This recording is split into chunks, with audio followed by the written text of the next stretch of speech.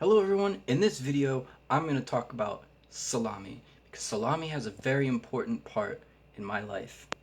So first things first, you might be wondering, what is a salami made of?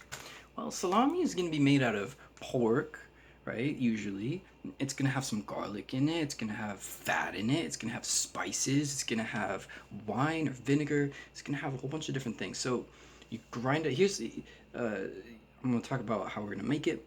But first, let's take a look at the difference between salami and pepperoni. Because you see, pepperoni is this Americanized version. And I mean, the real salami in Italy is totally different. We have salamino picante, but it's not pepperoni. So pepperoni is this American processed thing that you see, the Hormel pepperoni, the little crappy things. It's all pre-cut and it's this little package. And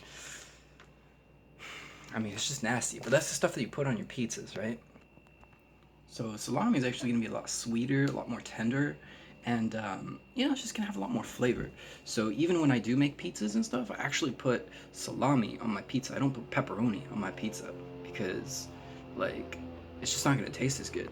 Now, here's the cool thing about salami. There's hundreds of different types because you're going to go to different regions and they're all going to have their own ways to make it. They're all going to use their own types of meat. So we got sort of, we could use duck, we could use boar, we could use deer, we could use, any kinds of weird types of venison, beef, and usually we use pork to make salamis.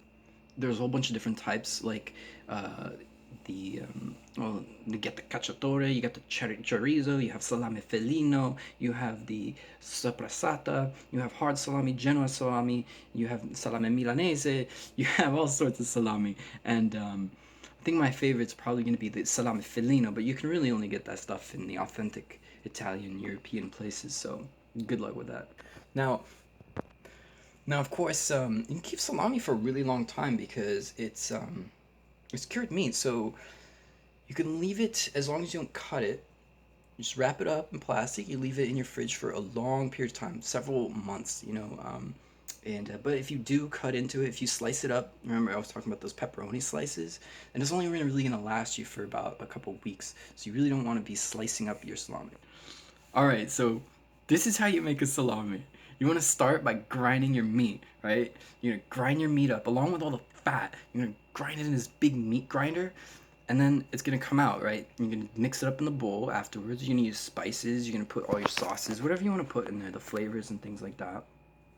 And then you mix that all up.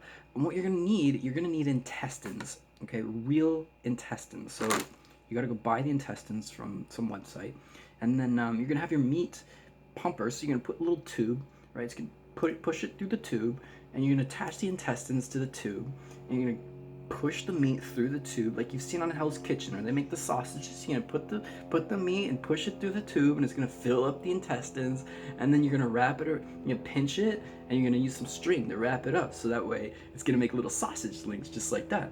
Okay, pretty cool.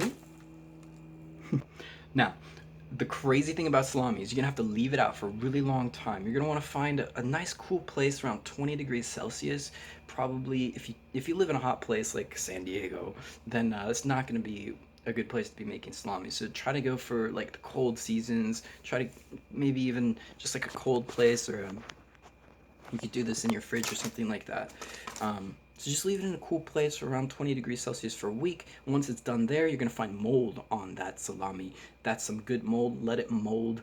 You're gonna wanna put this in a cold place after that week, okay? Make sure that you put it in a very cold place, around 10 degrees Celsius. Keep it cool for a long time.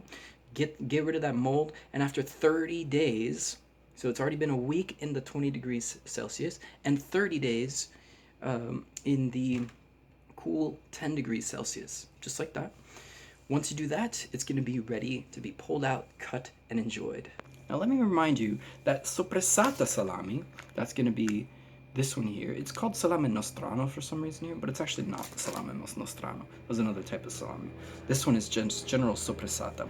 That's going to be the best one that you can find in America here, unless you're going to some special store with some special salamis or something. If you just go to the store like Vaughn's, grocery store, then you'll find sopressata salami there, and it's one of the best salamis that you can buy here. It's got good flavor usually, and you know, a lot of the other ones are just not very flavorful because they get imported. I don't know, they just don't use it right. They're processed, it's not even made properly, you know. So get the soppressata, and naturally, of course, you can tell salami is really not that good for you. It's unhealthy.